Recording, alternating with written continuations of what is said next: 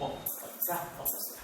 Então, na aula passada, a gente deu mais ou menos assim um quadro de como as ideias foram evoluindo e nós nos fixamos na ideia de...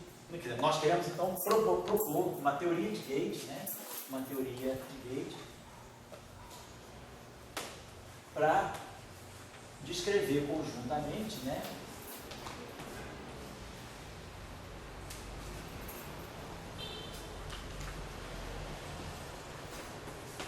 Uma descrição conjunta, né?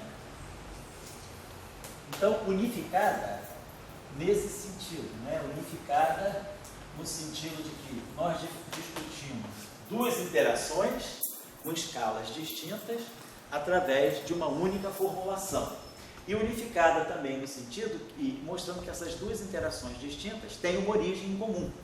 Então, nós vamos buscar, né? Quer dizer, a descrição conjunta, né? Unificada, né? É no sentido de que duas interações distintas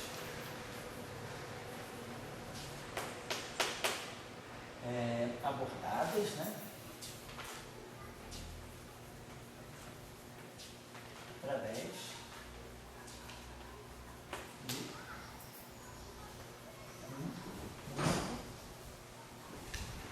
um lagrangiano, vou botar assim, lagrangiano, e isto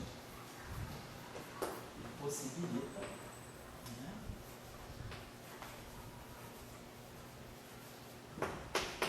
a compreensão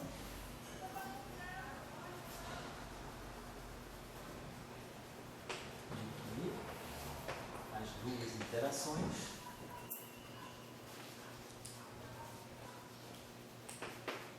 têm origem comum.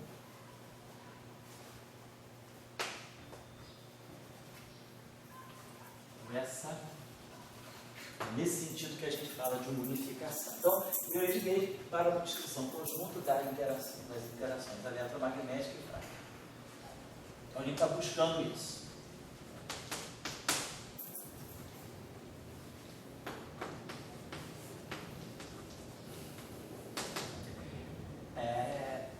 Nós vimos, então, aqui a coisa já era possível. Havia uma chance de se fazer isso por causa das teorias de Arrhenius que tinham sido formuladas, né, numa época recente a essa pergunta aí. E, além disso, a ideia de se unificar eletromagnetismo com interação fraca não é simplesmente uma ideia, por exemplo, de unificar a gravitação com eletromagnetismo, que é um outro programa. Unificar a gravitação com eletromagnetismo é um programa, assim, um pouquinho, eu diria até um pouquinho mais estético, né, ou até filosófico, do que unificar a interação fraca com interação eletromagnética. Por quê? Porque na interação fraca, como a gente falou, o que caracteriza os processos fracos é a mudança de sabor da partícula, é a troca de carga do processo fraco. Então, o nêutron decai no próton, o setor hadrônico muda de carga, e o setor leptônico tem um elétron e um neutrino. Então, eu tenho uma corrente de leptons, né, que produz uma corrente formada por um elétron e por um neutrino, que tem uma carga elétrica. E a corrente bariônica, quer dizer, o nêutron que virou próton. Então, o nêutron adquiriu uma carga, virou próton. Então, a presença da carga eletromagnética nos processos fracos diz que talvez eletromagnetismo e interação fraca tenham realmente algo mais em comum, né, do que aparenta. Então, essa é a motivação mais física. E aí, nós entendemos, né, basicamente, usando esse processo, que é o processo chave, né, que levou Enrico Fermi a pensar nas interações nucleares, quer dizer, no decaimento fraco como uma nova força, ou, se a gente quiser olhar esse decaimento em termos de quarks, é o quark D, né, que está decaindo no quark U, emitindo um elétron e um antineutrino no elétron. Então, aqui a carga é menos 1/3, e a carga aqui passa a ser 2/3. Então, 2/3. Então, há uma mudança de carga na corrente de quarks e eu tenho uma carga na corrente leptônica. Então, isso sugeriu que, aí outra coisa, o neutrino ou o antineutrino, o neutrino, na verdade, é um spinor left. Então, eu vou representar neutrino left assim. Significa que é um spinor, esse Ni está representando um espinor tipo Dirac, um espinor de 4 componentes, só que left. Significa que ele é um autovetor da matriz gama 5. Então, gama 5 mi left é mais mi left. Então, é um férmio quiral. O elétron, né, tem duas componentes. O elétron é um férmio de Dirac. Então, nós vamos representar o elétron, vamos colocar assim, ele tem uma componente left e tem uma componente right. Então, nós vamos fazer a decomposição usual. Vamos dizer assim, o campo do elétron. Então, estou representando esse E, ele é o campo, vamos dizer, o espinor que representa o elétron. Então, vamos dizer, ele vai ter uma componente left mais uma componente right. Isso significa o que eu fiz? Eu peguei 1 mais gama 5 sobre 2, atuei no férmio de Dirac, e mais 1 menos gama 5 sobre 2. Quer dizer, somei e subtraí gama 5 sobre 2. Então, eu tenho uma identidade aí. Isso aqui é um operador de projeção, é isso aqui que me dá o que é o elétron left, a componente de quiralidade left, e isso aqui me dá a componente de quiralidade right. Então, nós temos no setor eletrônico, no setor leptônico, um elétron left e um neutrino left. Os dois, né, formando essa corrente aqui. E eu tenho um elétron right. Então, a ideia nossa foi, vamos imaginar, e no setor de quarks, que eu não vou trabalhar hoje, vamos fazer a coisa mais assim, separada, vamos olhar a interação fraca do ponto de vista dos leptons. Então, eu tenho um dublete, o que nós fazemos é colocar nessa ordem, colocar o neutrino left e o elétron left. Então, isso aqui eu vou representar dessa forma assim. Vou chamar isso aqui, esse dublete, de lepton left.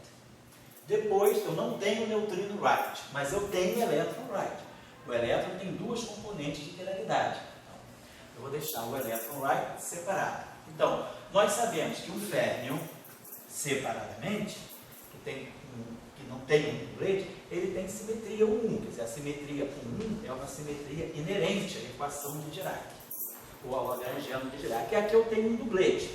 Então, nós vamos associar aqui uma simetria SO2. Nós temos um dublete no setor de leptons e temos um dublete no setor de quarks. A ideia da simetria SO2 é justamente colocar a questão de que nós temos estados degenerados. E aí a coisa vai. Se eu tenho uma simetria e eu tenho um dublete, os dois têm a mesma massa. Então a massa do elétron é zero. Ninguém tem massa. Então a descrição eletrofraca, ela continua com todas as massas nulas. Ninguém tem massa.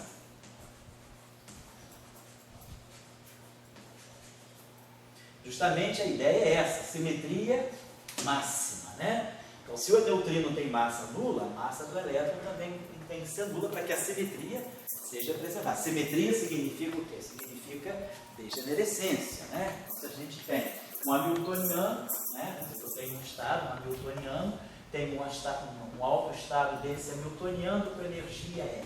Então, eu estou olhando o problema estacionário dessa forma. Suponhamos que haja uma simetria desse hamiltoniano.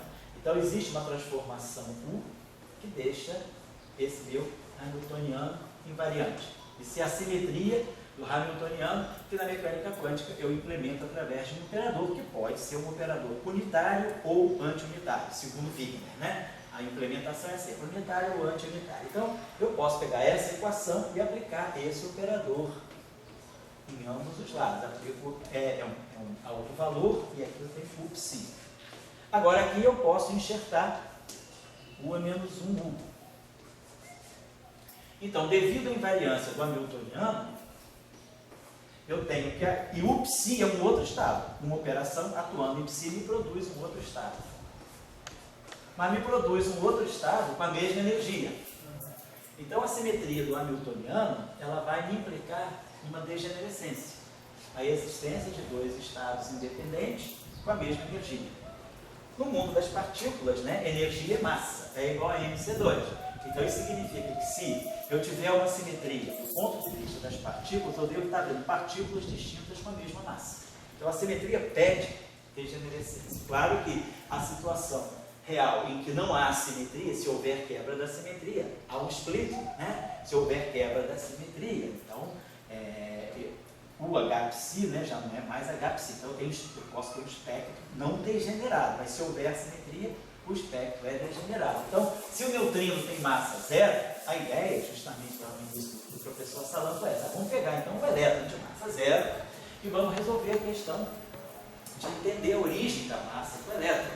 Talvez a gente tenha um mecanismo, a interação eletrofraca seja tão interessante que ela já vai me dar um mecanismo que vai gerar a massa do elétron. Porque essa era uma questão que o professor Dirac colocou, né, quando ele formulou a sua ação ou a sua equação de campo. Quando o Dirac formula a sua equação de campo, a coisa é assim. Vamos pegar a equação do Dirac aqui, gama mi dmi, psi, só para colocar bem claras essas coisas para vocês, porque isso é a base de tudo. O resto é cálculo. O cálculo a gente faz, não tem problema. É entender por que as coisas se encaminharam assim. Se a gente pega a equação de Dirac do inferno massivo, o que a gente observa, eu posso aplicar o operador. Vamos aplicar esse operador aqui. É esse operador que é o operador que projeta na quiralidade left. Então, vamos aplicar esse operador a essa equação. O operador γ5, a matriz γ5, a gente comuta com γ-mi. Então, quando esse objeto passar para cá, eu vou ter I, γ-mi, dmi, 1, menos γ5, psi, menos m, 1, mais γ5 sobre 2, psi. Eu apliquei o operador aos dois lados da equação. E aí essa equação está me dizendo o seguinte, a equação de Dirac projetada em quiralidades, ela me dá aqui a componente right, menos m, a componente left. Então o termo de massa, ele acopla a quiralidade left com a quiralidade right. Eu não tenho uma equação diagonal, tudo left e tudo right. E se eu fizer a mesma coisa, aplicando o operador 1 menos γ5, eu vou ter I, γ-mi, dmi, psi left, menos m, psi right. Então o termo de massa é ele que quebra, né, essa simetria de quiralidade. Ele não deixa eu ter um setor só right e um setor só left. Se a massa é zero, tudo bem, os dois termos se desacoplam, eu tenho uma equação só para o setor left e uma equação só para o setor right. Então, a ideia da equação do Dirac é que a massa, ela mistura as quiralidades. E aí a gente já tinha visto na aula passada também que esse termo de massa da equação de Dirac, ele provém de um termo que tem essa estrutura na ação, no Lagrangiano. E aí esse termo, ele é dessa forma, psi left barrado, psi right, mais psi right barrado. Quer dizer, o termo de massa, ele justamente ele acopla, né, as duas quiralidades. Então eu tenho uma massa aqui e tenho a massa aqui. Esse é o termo de massa de Dirac. Então a ideia do Dirac era essa massa, e eu sei que se eu acoplar um fermion left com um fermion right, eu só posso acoplar através de um escalar. Se eu colocar aqui não uma massa, mas um campo escalar, isso aqui persiste. O campo, na aula passada eu tinha dito para vocês, a matriz γ-mi, ela, né, quando eu pego esse termo aqui da equação do Dirac, da ação do Dirac, e a gente decompõe em quiralidades, eu vou ganhar um termo left, left, e um termo diagonal right, right. Então, a matriz γ-mi, ela não muda a quiralidade, ela não flipa a quiralidade, ela une, ela acopla a quiralidade, a mesma quiralidade. Left, left, right, right. O termo de massa, não. Então, por exemplo, a interação de gauge, a interação que é isso aqui, então o campo de gauge, o campo eletromagnético, por exemplo, ele não flipa a quiralidade. A interação eletromagnética não muda a quiralidade. A interação escalar muda. Então a ideia era, quem sabe, a massa provém de um campo escalar, porque a origem da massa poderia ser talvez a interação do campo fermiônico com algum campo escalar que tem na natureza. Então foi um pouco essa, né, a filosofia que levou o Salan, quando ele estava construindo as bases assim, da teoria de introduzir o campo de Higgs. Depois nós vamos ver, mas eu estou chamando a atenção para isso, que agora todo mundo é sem massa. Depois que o campo de Higgs entrar em ação, houver quebra espontânea da simetria, aí quem tem que ter massa vai ganhar massa. Quem interage com o bóson de Higgs ganha massa, quem não interage não ganha. Então nós vamos ver que no final de tudo, o elétron interage com o bóson de Higgs, ele ganha massa. O neutrino não interage com o bóson de Higgs, ele não vai ganhar massa. O fóton não interage com o bóson de Higgs, não vai ganhar massa. E o W+, W- e zero interagem com o bóson de Higgs, nós vão ganhar massa. Os quarks interagem com o bóson de Higgs, então eles vão ganhar massa.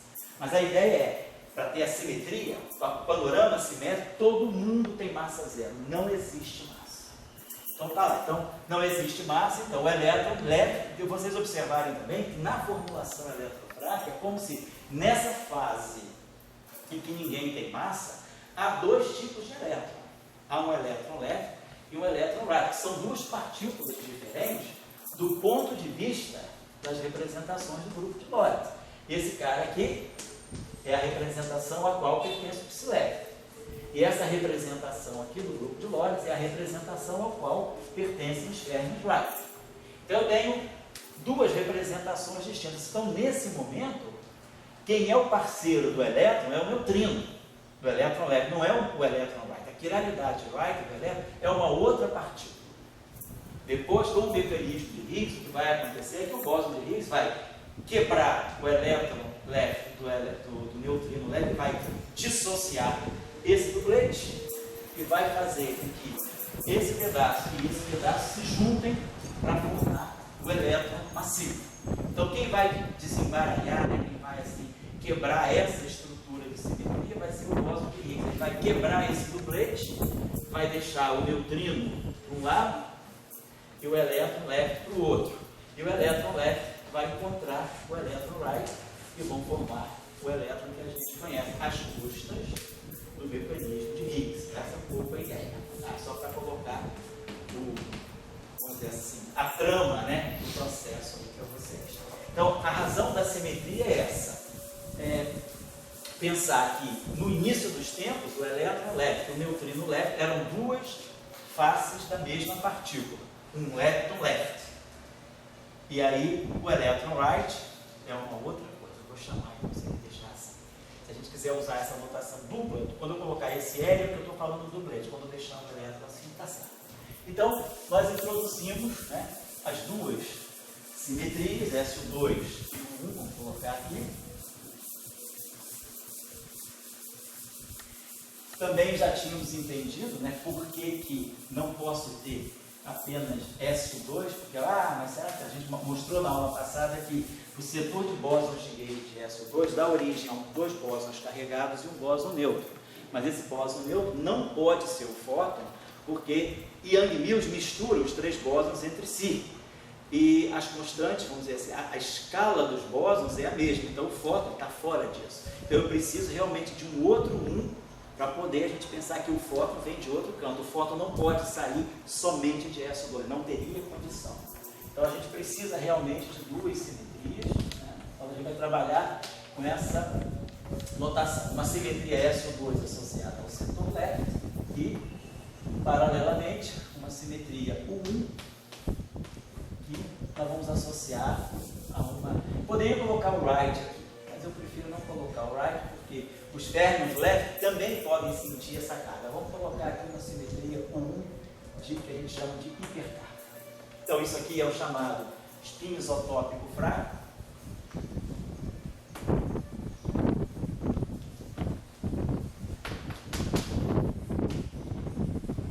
Isso aqui é a hipercarga. Então ninguém está vendo carga elétrica. E o elétron que nós estamos falando, nós não estamos falando do elétron, nós estamos falando de duas partículas fermiônicas, uma leve e outra right. E nós não estamos falando de carga elétrica. Então ninguém tem carga. A carga vai aparecer também. A carga eletromagnética, ela é um produto do mecanismo de Higgs também. Da mesma, quando o elétron ganha massa, quando ele ganhar massa pelo mecanismo de Higgs, automaticamente a gente vai ver que essa massa vai trazer consigo uma assinatura de carga elétrica por elétron. Então, por enquanto, o que o elétron tem, qualquer partícula, ela tem os números quânticos de SO2 e o número quântico de 1. Quer dizer, tem o SO2, é o fato do neutrino left e do elétron left estarem num duplete, significa que eles estão na mesma representação de SO2. Então, eles têm um número quântico associado aqui, que é o número quântico meio, duplete, né? Então, o duplete, o número quântico dessa simetria SO2 left vamos chamar, é a representação meio, 2S mais 1. E, agora, esses caras aqui, podem também sentir essa carga. Nada impede eles dois terem uma hipercarga fraca. Então, o fato de estarem no duplete, que é uma representação meio, os geradores de SO2 nessa representação são as matrizes de Pauli sobre 2. Tá? Então, que formam SO2 para nós, são os geradores de SO2. Matriz de Pauli sobre 2, matriz de Pauli sobre 2, daí, Epsilon ABC, matriz de Pauli sobre 2. Né? Então, essa aí que é a álgebra de SO2. E eles têm, então significa o quê? Significa que essa transformação, eles vão sofrer uma transformação de SO2. Eu vou chamar agora o duplete assim, ó, lepton-left, linha, né? Então lepton-left, se eu fizer uma transformação de SO2, ele vai se transformar de acordo com uma transformação de fase que é SO2, exponencial de I. Vamos colocar aqui os geradores das transformações, os geradores sigma A sobre 2, os parâmetros e aqui o lepton. Né? Em geral, a gente às vezes até coloca aqui, se quiser, a própria constante de acoplamento, vamos deixar assim. Né? E aí, esse lepton também, ele pode ter uma hipercarga fraca, então ele pode sofrer também. Ele é um duplete de SO2, mas não significa que ele não sinta essa simetria. Então, ele pode sofrer também o efeito dessa simetria. Só que ele vai ter uma certa carga. Então, no caso, né, do gerador, vamos dizer aqui que só tem um gerador, porque a transformação é vamos chamar de um parâmetro alto. E no caso das simetrias abelianas, nós não temos geradores matriciais, nós temos o valor da carga. Então, digamos que ele tem uma carga Y, para indicar hipercarga do setor left.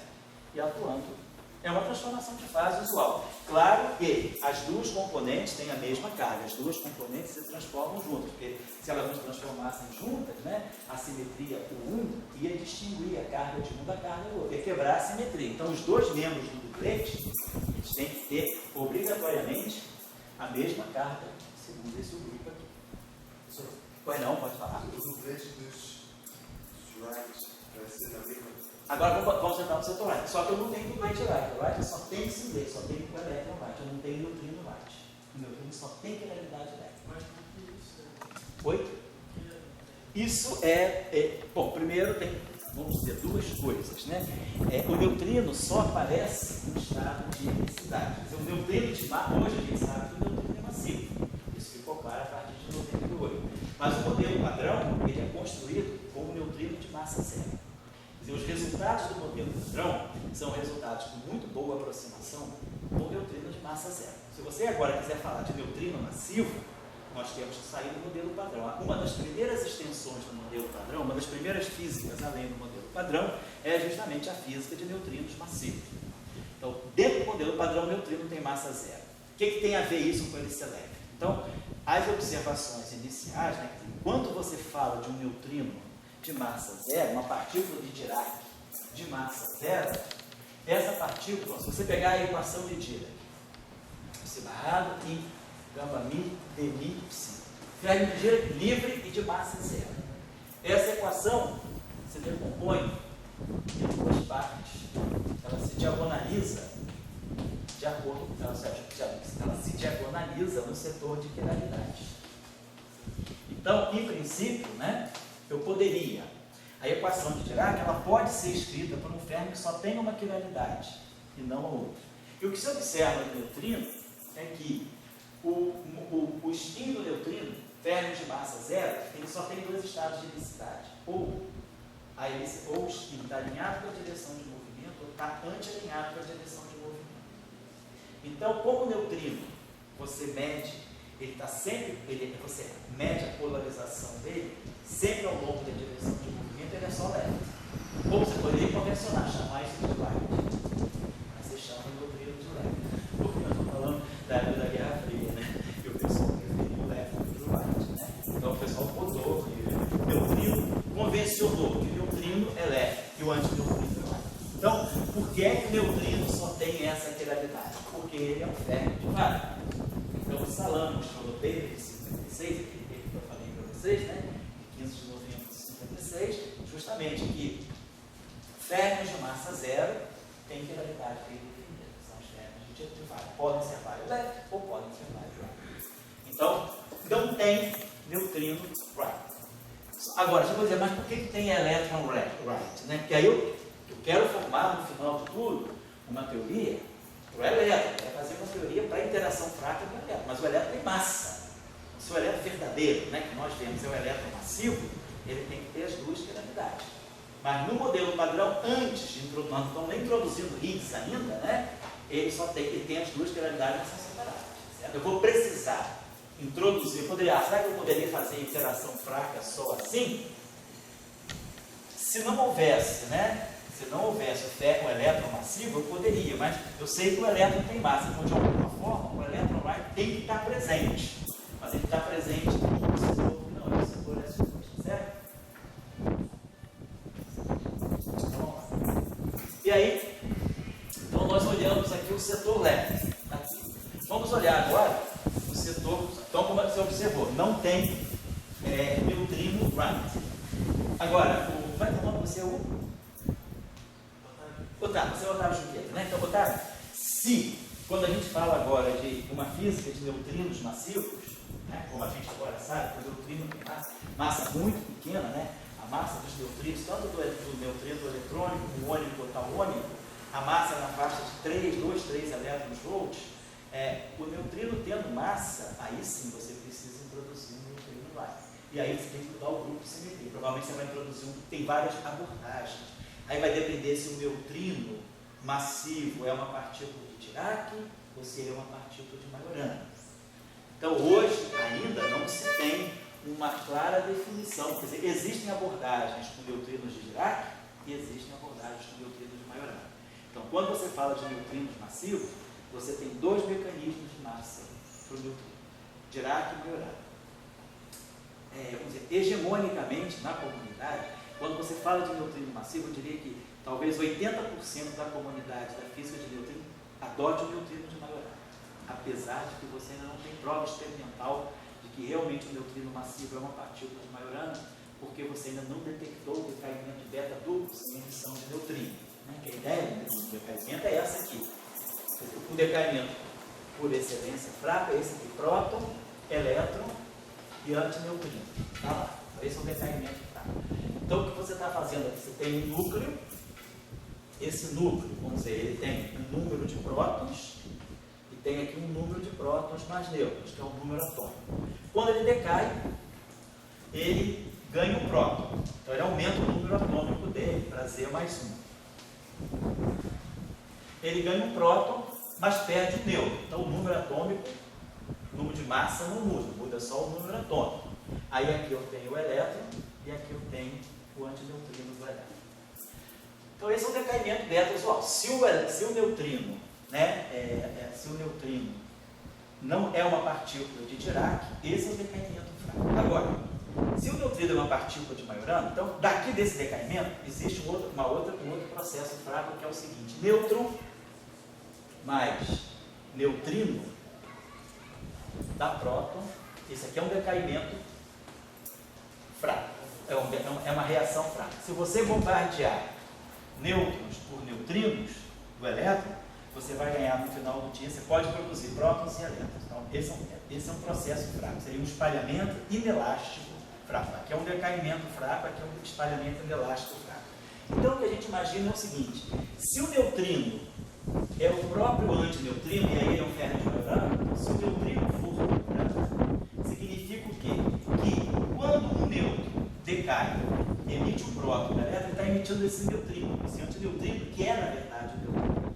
Mas esse neutrino que foi emitido no decaimento desse nêutron, ele pode incidir sobre um outro nêutron, quer dizer, um nêutron linha, e produzir aqui, quer dizer, não é o mesmo nêutron, mas ele vai incidindo no nêutron e vai produzir o próton e o elétron. Então, esse antineutrino que deveria estar sendo emitido pelo núcleo radioativo, ele é consumido dentro do núcleo radioativo por um outro nêutron. Então, o que você tem no final de tudo é esse nêutron absorve esse neutrino e produz um próton e um elétron. Então, o que você tem é o próton e o elétron que saíram desse decaimento, mais o protoelétron que vieram desse choque inelástico, desse antineutrino, que é o neutrino, se é majorano, ele incide num outro nêutron dessa amostra, desse núcleo, e produz protoelétron. Então, o que você vai ter no final do dia é isso aqui. Você começa com um núcleo que tem número atômico Z, número de massa A.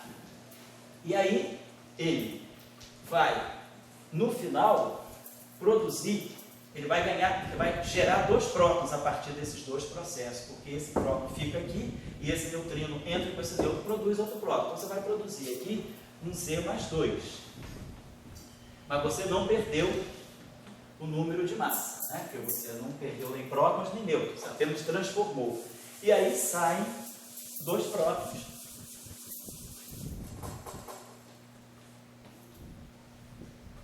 E 2 elétrons. Então, o decaimento, isso é o que a gente chama de double beta decay com 0 neutrinos.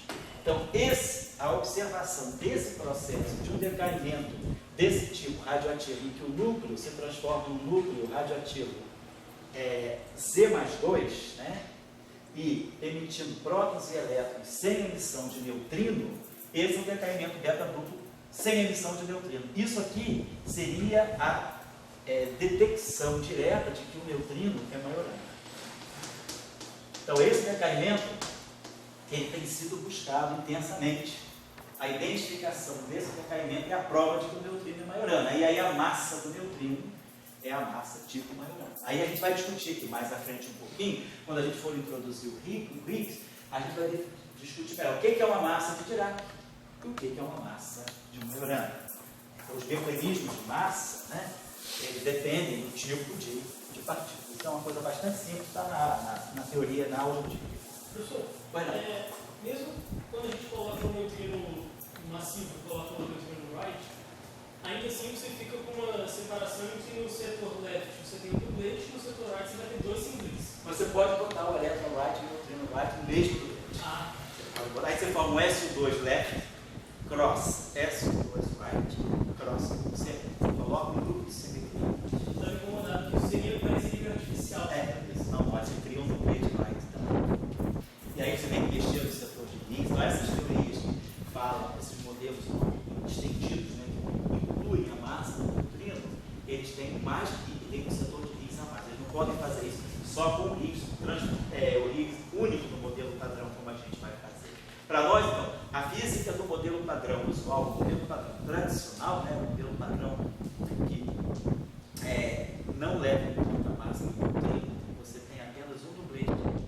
Agora, para introduzir massa do neutrino, ficou claro a partir da década de 80, os primeiros trabalhos saíram já replicando a simetria SU. Então a gente agora vai falar do setor right. Então, no setor right, dos leptons, eu só tenho o elétron. Então eu tenho o elétron right. Então ele é um singlete de SU2. Então, ele tem número quântico de SU2 zero. Ele está no singlete. Se ele está no singlete, os geradores são todos zero. Então, se eu fizer uma transformação de SU2 em cima, uma transformação de SU2. Como ele é um singlete de SU2, todos os geradores são zero. Eu tenho que caracteriza a representação singlete é não ter gerador. Então, isso aqui vira zero, isso aqui dá 1. Então, ele é um invariante. Então, do ponto de vista do SU2, o fermion electron right não se transforma. Agora, do ponto de vista do 1, ele não é neutro, então ele vai ter uma carga 1, significa que eu vou transformar ele assim. Como eu fiz com o outro, exponencial, vamos colocar aqui parâmetro da transformação, não tem gerador, tem carga. Então a carga é YR. E aqui o elétron. Então é uma transformação de fase com essa carga. E o outro left era uma transformação de fase com uma carga YR. Então eu conheço as cargas, fiz as atribuições de cargas, conheço as transformações de simetria. Deixa eu apagar aqui. Vou apagar aqui.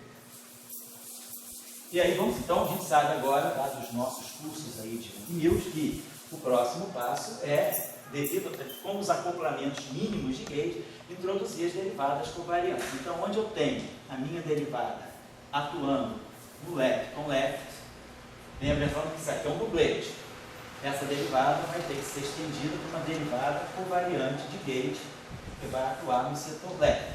Então, vai ser derivada usual, como sempre. E aí agora, o setor SO2. Então, vamos lá. E constante de acoplamento da simetria S associada à interação SO2. Campos de gauge, que a gente vai chamar bósons de gauge da simetria SO2. Geradores daquela representação. E aí, atuando aqui no lepton. Agora, ele não é neutro segundo. A gente falou, em princípio, ele tem uma carga, ele sente essa simetria também, ele sente essa interação também. Apesar de ser um doublet de SO2, ele não é neutro segundo 1. Então, vamos colocar aqui mais a constante de acoplamento associada a essa interação, os bósons de gauge dessa interação, vamos chamar de Y. Não tem gerador. Quem faz o papel do gerador é a carga. Então, aqui vai entrar a carga, o valor da carga, o 1 do ferro lepton leve, e aqui o ferro lepton leve. Então, vamos abrir isso aí para ficar muito fechado. Depois a gente trabalha com vocês sem compacto, né? Mas é bom a gente abrir para ver tudo que está acontecendo. Vamos lá, então a gente vai ver essa derivada variante, né? Essas estruturas, ela vai ser DI, atuando no neutrino elétrico, prima elétrica, mais vamos fazer essa construção aqui, IG sobre 2. Vamos botar aquela matriz como a gente fez na outra vez. Então aqui, usando as matrizes de Pauli, aqui a gente vai ter um B menos B3. Aqui a gente vai ter um B. Eu estou só substituindo as matrizes de Pauli.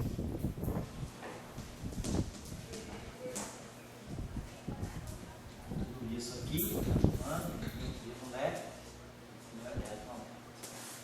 e depois finalmente o setor abeliano e G', campo de gauge, botar a carga aqui na frente, então o número, carga leve, campo de gauge, e aí atuando no núcleo leve e no elétron.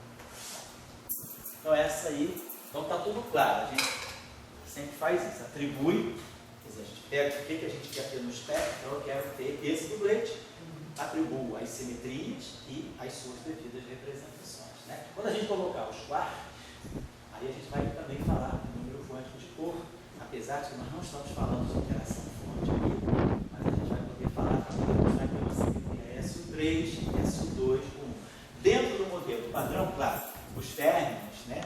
Não tem não tem interação forte. O elétron e o neutrino não participam das interações fortes. Então, a gente está só se detendo, né, no setor de lepton, por enquanto, então, eles não vão ver a simetria de cor.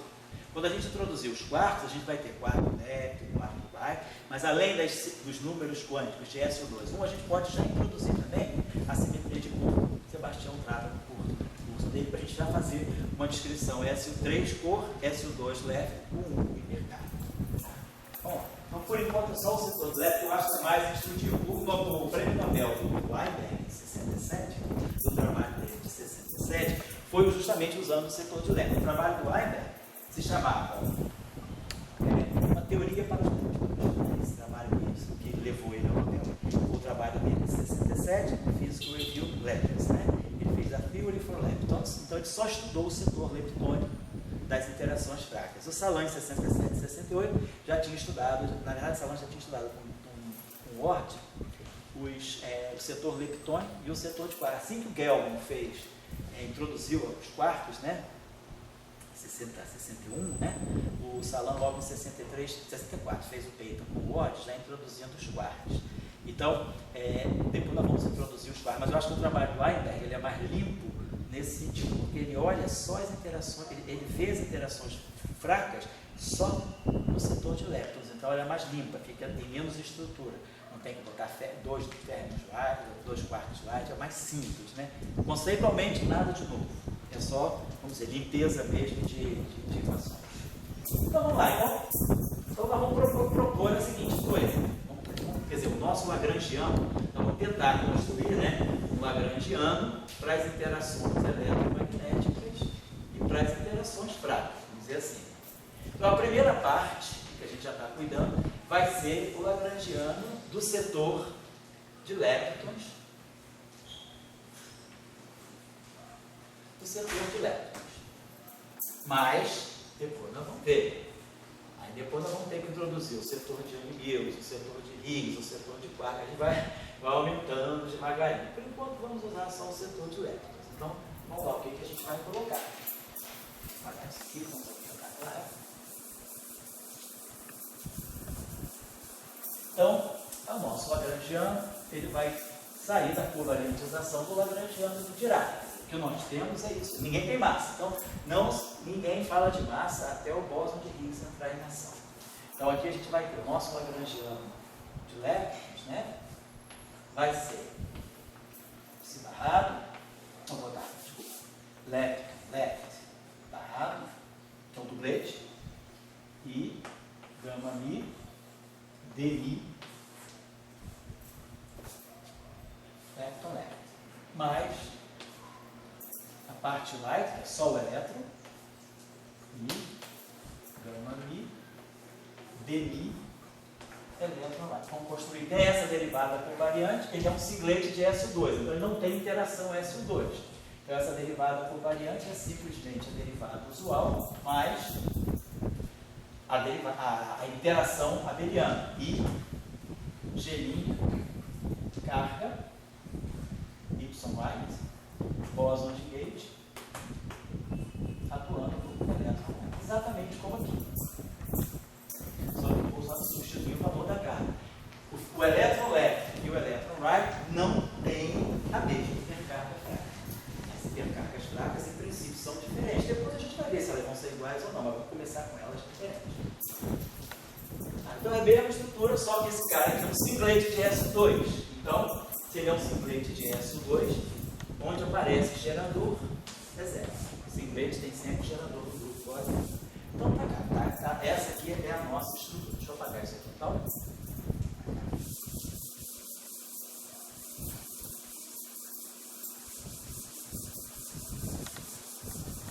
fazer o seguinte. E vou colocar agora aqui. Então nós vamos fazer o seguinte. O nosso lagrangiano, vamos colocar assim. Então o nosso lagrangiano das interações eletromagnéticas e fracas vai ter o lagrangiano no setor de Young-Mills. Já colocar. Que a gente já tem. O setor de Young-Mills, basicamente, a gente já tem. São os bósons Dmi e o bóson Ymi. Mais o lagrangiano leptônico. Mais o que virá.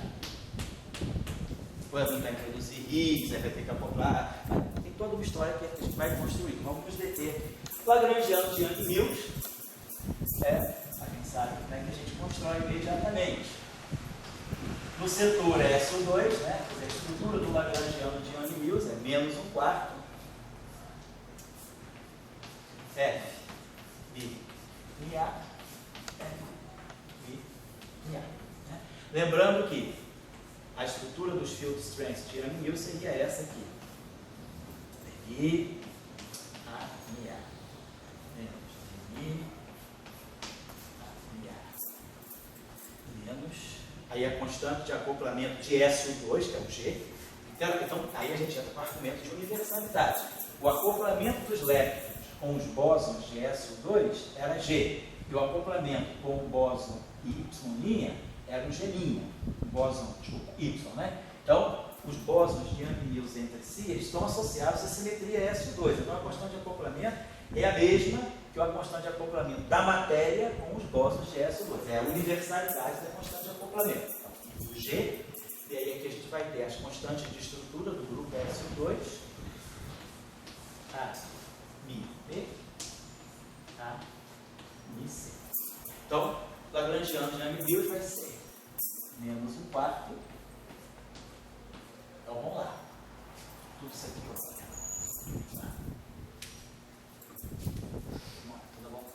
Menos 1/4 Dmi. É o setor de SO2.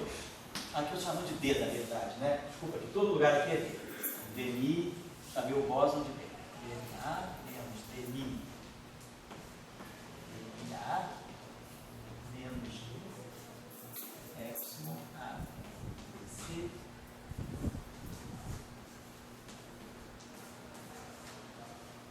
Ao quadrado. Então, isso aqui é o setor SO2. Setor 1 é um setor abeliano, vai ficar igualzinho a Maxwell, só que o campo é o Y.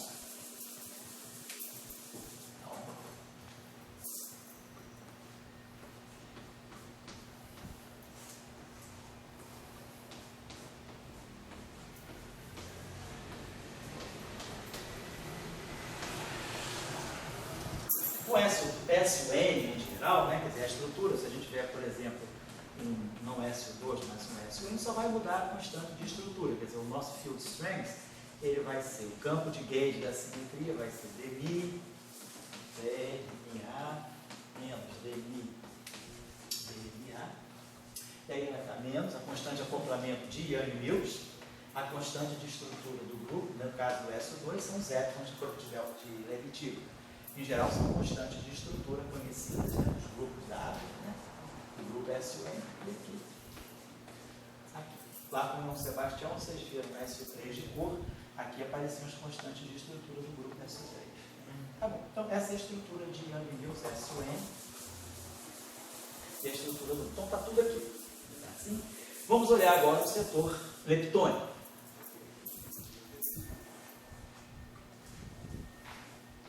Então a gente vai ter. Então vamos lá.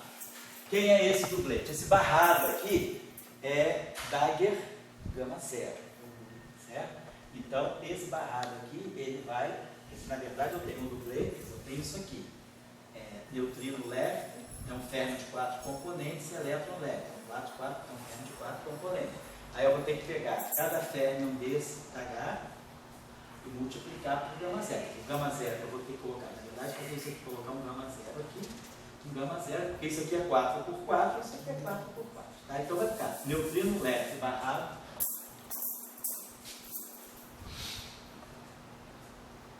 elétron leve barrado. Então esse aqui é o meu. Aí aqui nós vamos ter I gama mi. Então vamos pegar o primeiro termo. Aí nós vamos ter aqui a derivada dmi vai atuar elétron leve e a derivada dmi vai atuar elétron. Ou seja, eu posso botar o dmi aqui, significa estar atuando aqui. Então esse terminho aqui ele vai ficar muito simples, ele vai ficar um termo diagonal. Vai ser o lagrangiano só do neutrino e o lagrangiano só do elétron. Left. Então, lagrangiano do fermo de Weyl, left, lagrangiano do fermo de Weyl, left. Então tem, isso aqui é o termo que me dá a propagação do neutrino e o termo que me dá a propagação do elétron. O elétron light ainda não entrou. Vamos colocar o resto da derivada covariante. Aí agora a gente vai ter um termo que vai ser mais. Vamos colocar esse I, aqui dentro vai ter um I e um G. Então esse I com esse I vai dar menos. Eu vou botar aqui menos G, vou abrindo essa derivada covariante, como estava aqui. Né? Ela tem d rho de mi, tá? Mais I G sobre 2. Então o I com aquele I vai ficar menos G sobre 2. E as matrizes de Pauli foram agrupadas nesse objeto aqui. Desculpa. Vou botar a primeira então. Neutrino leve barrado, elétron leve barrado. E aí agora a matriz, né, SO2 com os campos de gauge. Então aqui. Já o PCG está pegando bem? Tá? A cor dele dá para ver, né?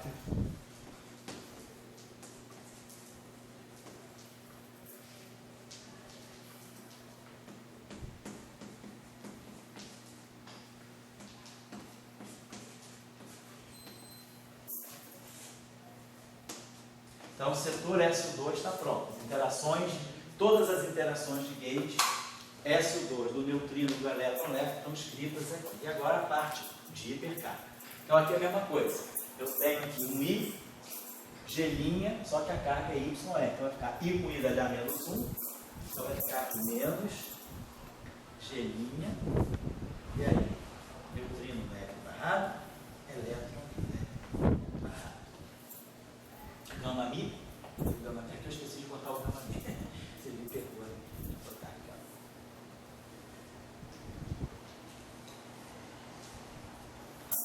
Esse gama mi aqui.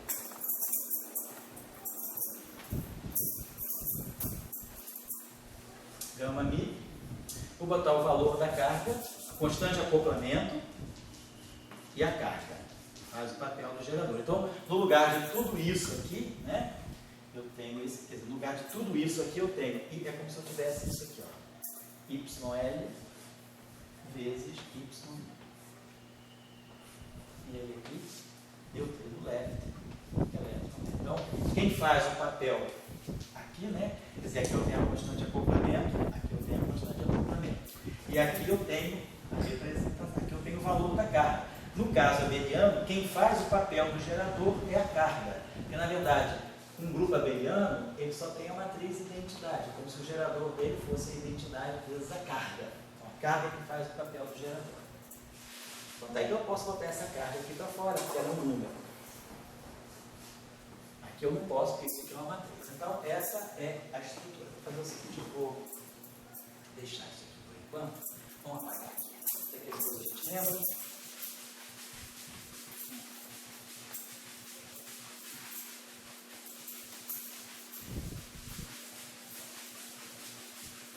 Então, nós estamos aí descrevendo o Lagrangiano leptônico. Vamos colocar logo, então, agora o símbolo mais. Então, eles têm aqui mais, como fosse elétron like barrado. A parte da derivada, e aí a gente tem a derivada por variável. Então, vai ter I, gama mi, dmi, elétron like. É a primeira parte da derivada covariante. Depois a segunda parte da derivada covariante era o I, G', o valor da carga, o campo de Gauge e o campo.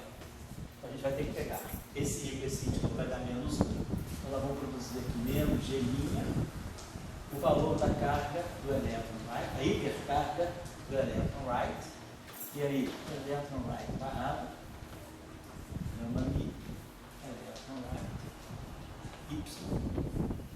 Então a interação de Gauge, né, do elétron right, a interação da corrente com o bóson de Gauge. Aqui a mesma coisa. Vamos ver agora quem são. Aqui eu tenho um dublete. Então vamos abrir esse dublete para a gente poder identificar o passo a passo da coisa. Então vamos reescrever esse Lagrangiano leptônico. Então vamos colocar primeiro todos os termos cinéticos separadinhos. Então ficou neutrino leve barrado, gama mi, neutrino leve, mais elétron leve barrado. Então tudo Dirac livre, termos livres.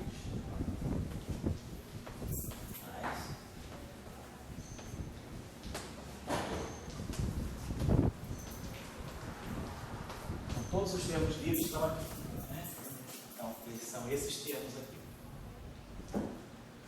Vamos agora começar a escrever esses termos aqui. Deixa eu apagar isso aqui. Então, isso aqui já está pronto.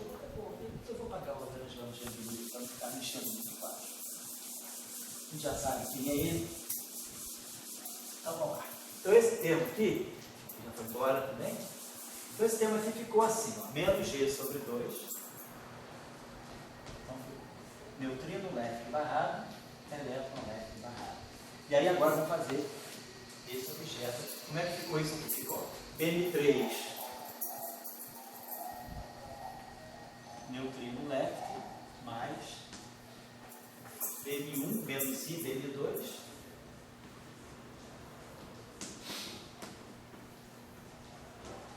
Elétron left. Então ficou esse produto aqui. Tá? Tá. E aí agora esse com esse.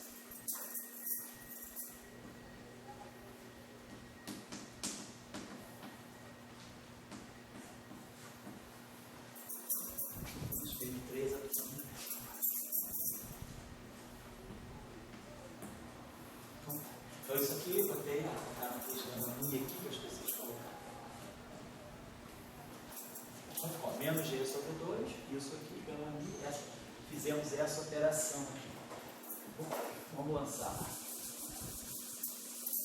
Então a gente vai ter esse termo aqui, vai com isso tudo, e esse termo aqui vai com isso tudo. Então nós vamos ter esse termo aqui, menos G sobre 2. Então vamos começar agora a colocar as interações SO2.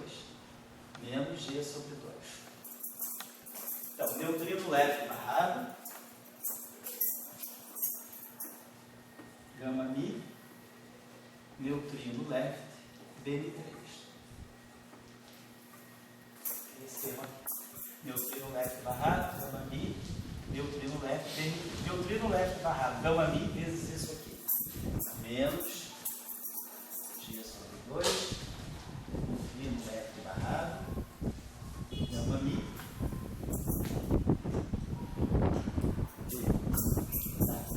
elétron left. Vai pegar, isso aqui é férmio, isso aqui é separado. Isso aqui, do ponto de vista dos espinores, isso aqui é um número, são 4 componentes de um número. Então pode passar à vontade pelas matrizes de 4 componentes. Vamos colocar que esse está interagindo com esse bóson aqui. Bn1 menos I Bn2. Então essa primeira partezinha aqui está feita. Então vimos as interações aqui. Esse cara aqui. Claro que o que vai sair aqui deve ser o conjugado completo. Vamos botar menos G sobre 2. Agora, elétron leve barrado. Gama mi vezes tudo isso que está aqui. Gama mi, neutrino left, e aí o que aparece? Bn1 mais I Bn2.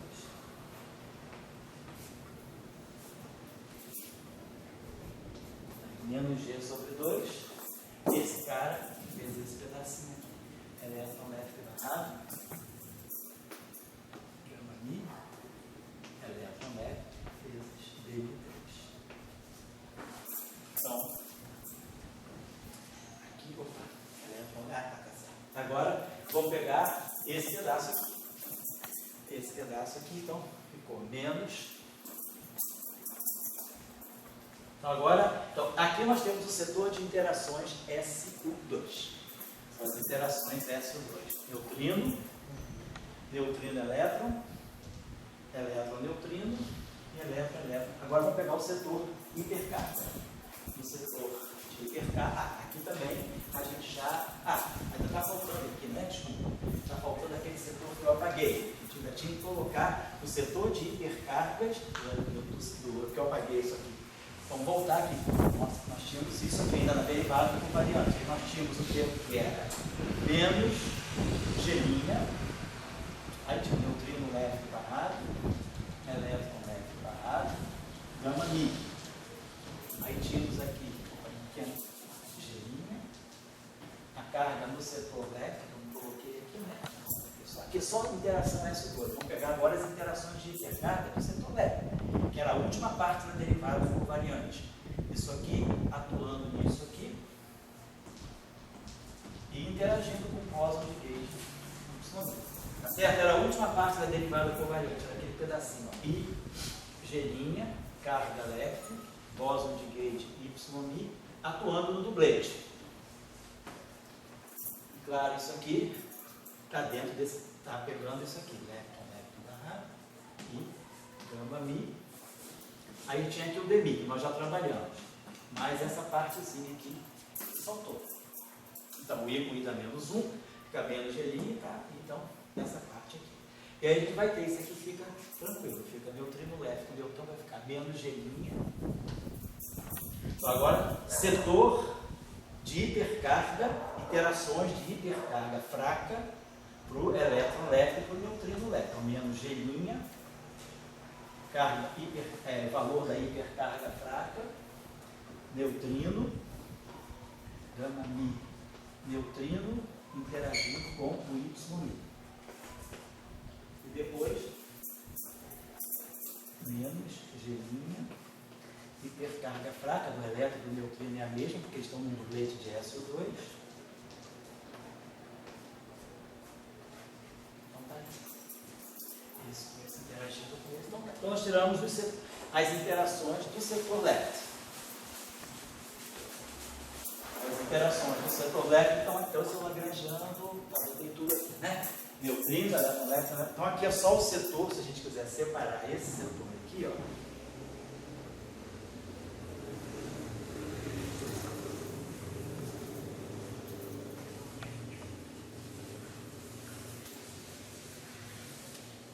Então isso aqui são as interações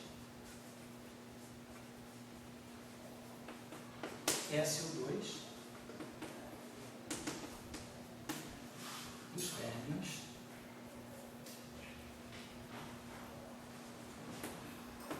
left. E agora vou colocar as interações, agora esse pedaço aqui. Aqui é esse pedaço aqui que na verdade a gente acabou de colocar. Agora eu vou pegar o fermorite. Vou lembrar que o fermorite nós tínhamos isso aqui. Elétron só assim, duplo singlete de SO2, electrolyte e gama-mi, e aí aqui é derivada da covariante, DMI, electrolyte mais I, G', carga do setor right, campo de gauge, da hipercarga, atuando no fermorite. Isso aqui a gente já colocou. Só falta só a interação de gauge aqui. Vamos trazer para cá.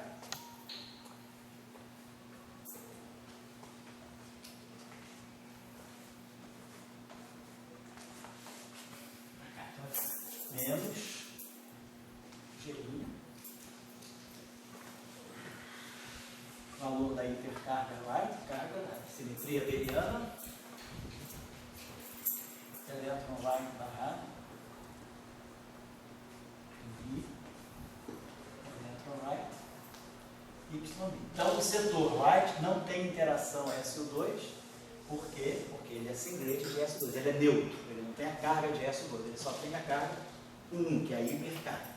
Então, isso aqui seriam as interações, né? Quer dizer, na verdade, não há a interação do férmio.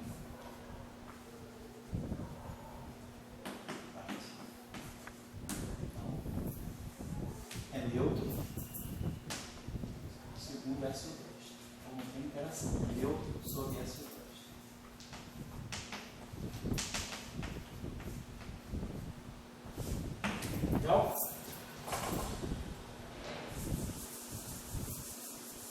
Então, a gente já ficou com as interações do setor eletrônico.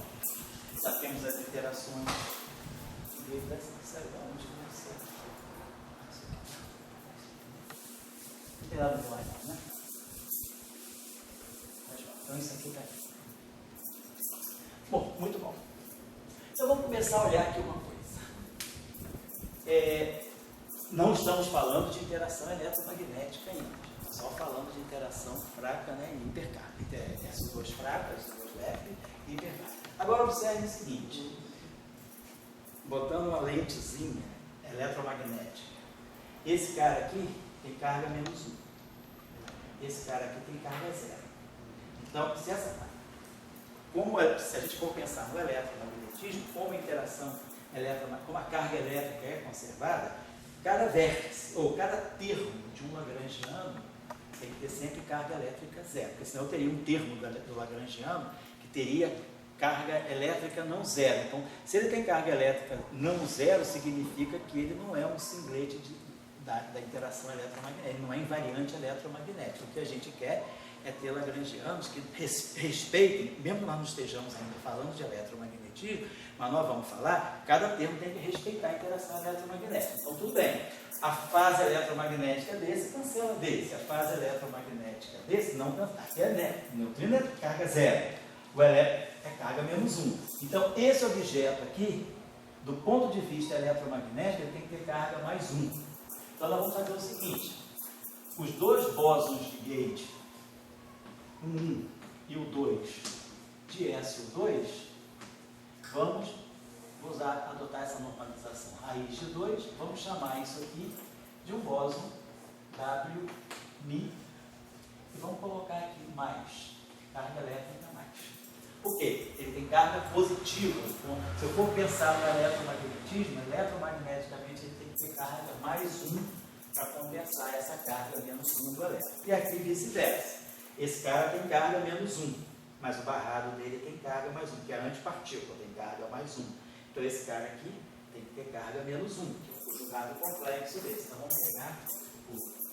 Então a gente já está vendo que estão aparecendo aqui, mesmo que nós não tenhamos ainda introduzido o eletromagnetismo, a formulação SO2, ela já vai me dando W menos, que é a mesma coisa que o WI, mais estar, conjugado com.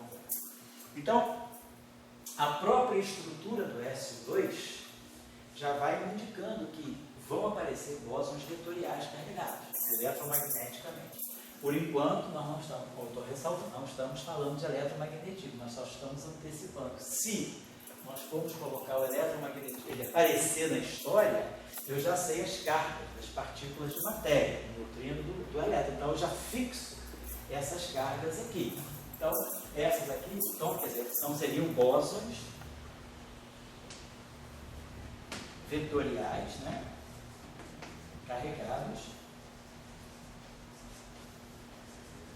no setor S2 left.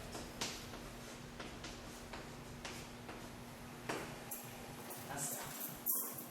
Agora, essa corrente é neutra. A carga daqui cancela a carga daqui. Então, BN3 é um bóson vetorial neutro. YI é um bóson vetorial neutro. E YI é um bóson vetorial neutro. Então, BN3, né? E YI, apesar de estarem associados, são bósons vetoriais de grupos distintos. Esse aqui tem as interações SO2 e esse aqui tem as interações U1. Então, esses dois bósons aqui são também são bósons, né, vetoriais. Aqui eu botei bósons vetoriais carregados, né? Carregados eletromagneticamente. Que carga é essa? Carga eletromagnética, né? Neutros. Então, neutros do ponto de vista do eletromagnetismo, né? Então são os bósons. Então a gente aparece com 4 bósons vetoriais, 2 carregados e 2 neutros. Tá? Ainda não estamos falando do fóton, claro, a gente já sabe, todo mundo já sabe o final da história, sabe que daqui vão sair o fóton e o Z0. Então, tem 2 bósons neutros que deverão se recombinar para dar para nós uma origem. Nós vamos entender como o fóton aparece. Porque o fóton ele não entra na teoria eletrofrágil no início. Ele é o resultado de um processo vamos dizer assim, de interação com o bóson de Higgs. Depois que a gente colocar o bóson de Higgs, mas eu vou fazer uma coisa diferente também. Que, geralmente nos livros o que se faz, eu acho que é uma coisa plenamente correta, talvez seja até mais didático, que é você introduz o bóson de Higgs, faz tudo, e depois é que você vai interpretar o fóton. A gente pode fazer um ponto de vista diferente, que eu acho que é mais conceitual. Antes de fazer isso, a gente já pode ter uma ideia de quem vai ser o fóton. A gente pode pensar assim, o neutrino é neutro, então ele não deve interagir minimamente com o fóton. A partícula neutra, ela não tem interação eletromagnética mínima, ela pode ter interação eletromagnética não mínima, via momento magnético, né? Mas ela não tem monopolo. Se ela é neutra, ela não tem monopolo elétrico. Se ela não tem monopolo elétrico, ela só pode ter dipolo elétrico, dipolo magnético, mas ela não tem monopolo. Se ela não tem monopolo, ela não tem interação mínima, que é a interação J-mi, né? Das equações de Maxwell. Então a gente pode pensar o seguinte, será que mesmo sem colocar o bóson de Higgs, a gente já pode ter uma previsão das coisas? Aí é só a gente pensar o seguinte, aonde estão as correntes dos neutrinos? O neutrino interage com? Aqui é uma corrente carregada. Essa corrente aqui tem carga mais 1. Essa corrente aqui tem carga menos 1. Agora, essa corrente aqui é uma corrente neutra. Esse cara aqui é neutro. Essa corrente aqui é uma corrente neutra. Então aqui nós temos esse neutrino aqui, esse bóson aqui, né? Esse bóson aqui está interagindo só. E aqui nós temos a parte elétrica. Então o elétron left está interagindo com o YI. O elétron right também está interagindo com o YI. E depois nós temos uma interação do elétron left com o elétron left com esse campo aqui, com esse BN3 aqui. Vamos apagar isso aqui. Então, isso aqui tá. Acho que eu vou fechar isso aqui. Vamos caminhar um pouquinho mais aqui.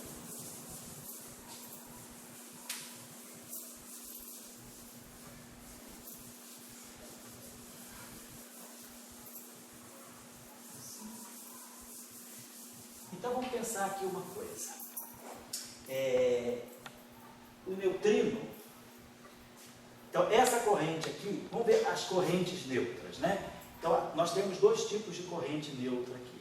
Temos essa corrente neutra, quer dizer, a corrente aqui, essa corrente carregada, essa corrente carregada. Então aqui nós temos uma corrente neutra do elétron, aqui nós temos uma outra corrente neutra de elétron, são coisas separadas, né? Como a gente está dizendo. Então vamos botar aqui. E aqui nós vamos escrever, vamos fazer para separar isso aqui. Vamos colocar um textinho para dizer o que a gente está fazendo. E aqui está só o neutrino. Então vamos fazer o seguinte, vamos isolar, né? Vamos retirar do lagrangiano leptônio apenas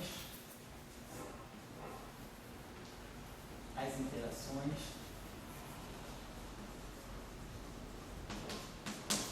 com correntes neutras. Então a gente está vendo o seguinte, essa formulação ela leva à previsão de correntes neutras, que é o que acabou sendo descoberto em 73. Né? O primeiro teste assim, da teoria eletrofraca foi a descoberta em 73 no CERN, né, no acelerador chamado Gargamelle, que era a observação de correntes neutras.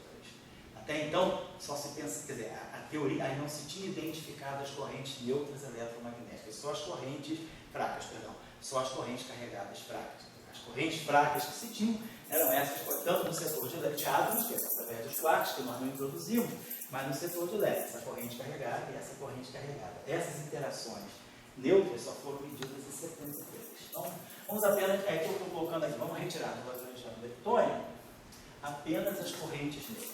Então vamos lá. Então a primeira corrente neutra que aparece é essa aqui, menos G sobre 2, elétron vai assim. Lagrangiano leptônio, restringir aqui a corrente neutra.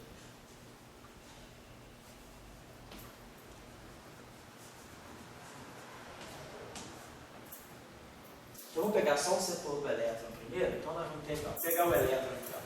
Podemos botar assim: elétron leve barrado, gama I, elétron leve. E aí, vamos ter aqui menos G sobre 2, menos 3. Aí, vamos ter esse pedaço aqui, menos G'. YL.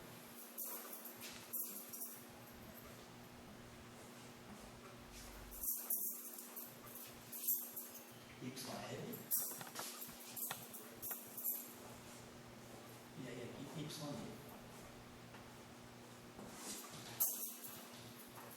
Então tá. Pegamos essa corrente neutra no setor do elétron leve e esse pedaço aqui. Então a corrente neutra, na verdade, ela está interagindo não só com um bóson, mas com essa combinação aqui dos dois bósons. E aí a gente vai indo para a parte right, né? Então vamos botar aqui.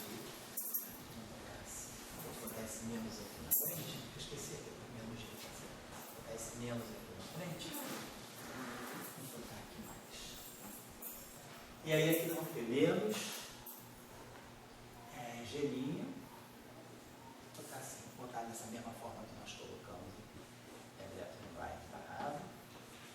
Então, elétron right. O G'. Uma constante de acoplamento, carga e o bóson de Higgs. Então, é uma corrente neutra no setor dos elétrons quirados, das componentes quiradas do elétron. E agora fica faltando essa corrente neutra aqui, que é a corrente neutra no setor do neutrino.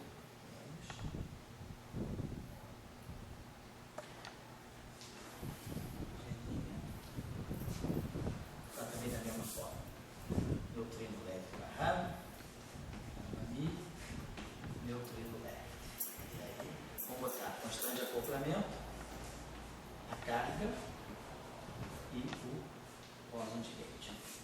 Então essas são as interações com corrente neutro. Temos lá as interações com as correntes carregadas. E os neutrinos com o meu interesse também. Oi? O primeiro termo lá. Qual é? Os neutrinos com o Z0. Aonde é? Ah, esse aqui eu esqueci. Aonde? Ah, Primeiro. isso. Aonde? De cima. Esquerda. Ah, desculpa, eu esqueci aqui. Perdão. Eu vou botar pela ordem lá, que esse aqui é o outro. Vamos começar lá. Obrigado, tá? Obrigado pela correção. Esse termo aqui. Então, menos é o fator eu, então G sobre 2. Dm3.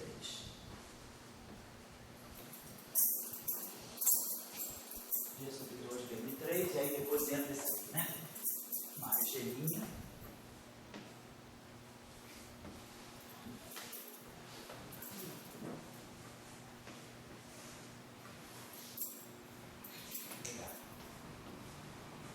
Então, nós temos esses dois tipos de interação. Então, nós temos o setor, o elétron, então, tem.